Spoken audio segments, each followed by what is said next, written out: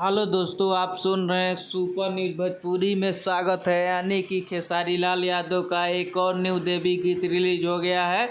आज ही सुबह 7 बजे angle music official YouTube channel पर सुबह 7 बजे रिलीज हो गया। यानी कि 20 सितंबर को सुबह 7 बजे रिलीज हो गया। इस सॉन्ग का नाम है ये पिया चुनरी। यानी कि बहुत ही ब्लॉकबस्टर सॉन्ग होने वाला है। ये देवी गीत रिलीज हो गया है खेसारी लाल यादव का।